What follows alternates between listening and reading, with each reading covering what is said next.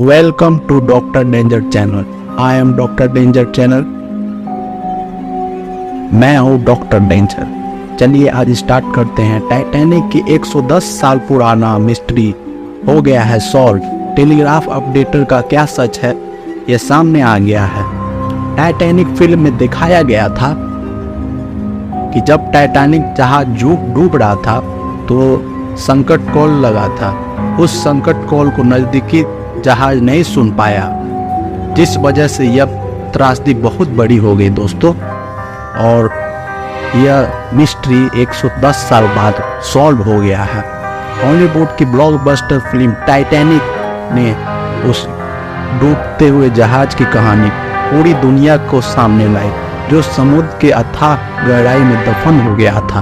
Titanic पर 1520 से भी ज़्यादा जाने गई है, जिससे निकटम जहाज कैलिफोर्निया के टेलीग्राफ अपडेटर को बहुत बड़ा विलन दिखाया गया है। 110 साल बाद यह मिस्ट्री का पर्दा हट गया। आखिरकार उस रात क्या हुआ था? खबरों के अनुसार टाइटैनिक में ज़्यादा लोग मरने के लिए एसएस कैलिफोर्निया के निकटम जहाज के अपडेटर सीरियल इवेंट्स को दोषी ठहराया गया है, क्योंकि टाइटैनिक के संकट कॉल के समय वह सो रहा था। लेकिन उसे दोषी ठहराना वाकई सही है या गलत, ये आप पर रखते हैं दोस्तों। एक फिल्म इतिहासकार का दावा है कि टाइटैनिक पे पीड़ितों को बचाया नहीं जा सका था। यह राज 110 साल बाद पता चला है। जब 1912 में टाइटैनिक डूब रहा था तो उसके पास एक जहाज था, एसएस कैलिफोर्निया। वो अपडेटर में अपने संकटपूर्ण कॉल के बीच में सो रहा था। लेकिन एक विशेषज्ञ का यह भी मानना है कि टेलीग्राफ उपकरण चलाने वाले सीरियल इवेंट्स को डूबने वाले पीड़ितों को नहीं बचा सकते थे। और अमेरिकी संगठन का भी जांच सामने आया है कि सीरियल की बात के लिए नींद तय की जाती है।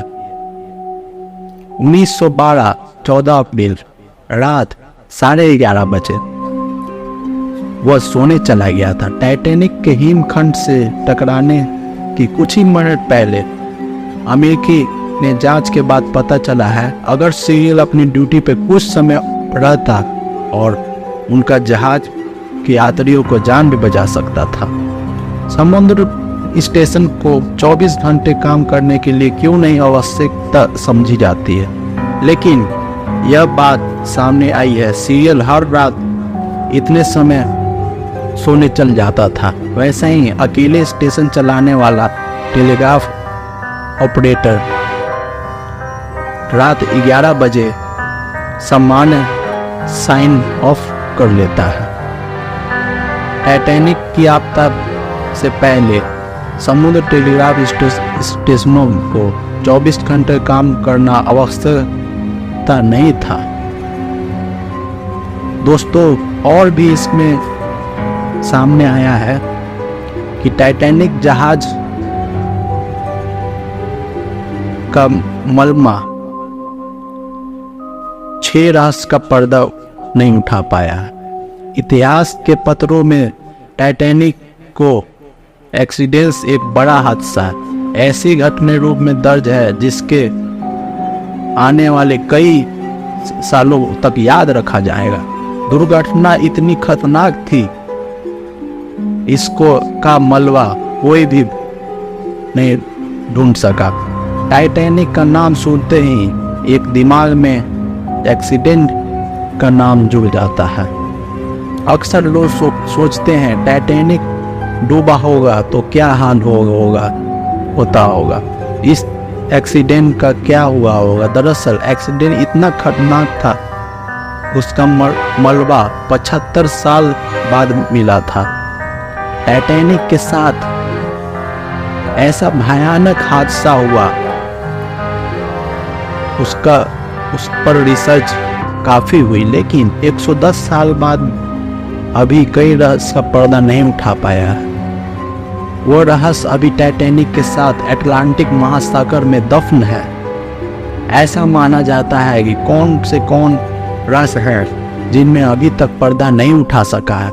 साथ ही साथ रहस्य किन चीज़ों से जुड़ा हुआ है उनका पता फैक्ट सामने आता जाता रहता है। उस दिन क्या हुआ था पहले ये जानते हैं। आखिर उस दिन क्या था? दरअसल 110 साल पहले 16 अप्रैल को टाइटैनिक के साथ यह हादसा हुआ था। उस अंधेरी रात में हिमपुट से वह टाइटैनिक टकरा गया था। रिपोर्ट के अनुसार उस वक्त टाइटैनिक की स्पीड 41 किलोमीटर प्रति घंटा थी। वह इंग्लैंड के साउथ हैम्पटन से अमेरिकी के नॉर्थ कोरिया को बढ़ रहा था। सभी यात्री उसी जहाज से उस वक्त हिमपुट से टकराए और एक्सीडेंट महासागर अटलांटिक में हुआ। सबसे बड़ा आश्चर्य तो इस बात का है जिस जहाज को कहा जाता था कि वो कभी नहीं डूब सकता, वह कुछ ही पल में डूब गया और 1500 की जान ने ले गया। अब जानते हैं कि रहस्य कौन से हैं जो पर्दा नहीं उठा सके। बिना डूबने वाला जहाज कैसे डूब गया, यह पर्दा अभी तक नहीं उठ पाया दोस्तों। टाइटैनिक जैसा विशाल जहाज उस जमाने में होता था जो कभी नहीं डूब सकता। रिपोर्ट के में एक्सपर्ट के आधार पर बताया गया है कि इंजीनियरिंग के लिहाज से देखें तो यह डिजाइन विकसित पहला जहाज था। इस खास तरह से बनाया गया था। इसमें खास तरह की से बनाए थे कि पानी की तरह अलग अलग कंपार्टमेंट बने थे, जिससे एक हिस्से डूबने पर दूसरा हिस्सा बच सकता था। मगर फिर भी किस तरह से यह डूब गया अभी तक इसकी जानकारी स्पष्ट नहीं हुई है दोस्तों।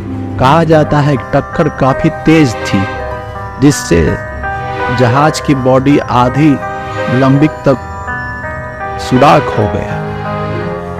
दूसरा, ब्लड एंड एक्सीडेंट की वजह। रिपोर्ट के अनुसार अटलांटिक महासागर में तेजी से जहाज चलने पर सामान मिलता है जिसका नाम ब्लू बैंड है। कहा जाता था अटलांटिक में टाइटैनिक की समान हकदार था। क्या इसका स्पीड तेजी थी? बता दे टाइटैनिक पहली बार यात्रा पर निकला था और वह पूरी नहीं कर पाया। इस सवाल पे इसी के लिए स्पीड तेज है। मौत को लेकर भी कई सवाल हैं। बता दे टाइटैनिक काफी विशाल था और एक्सीडेंट में करीब 1500 लोग मारे गए।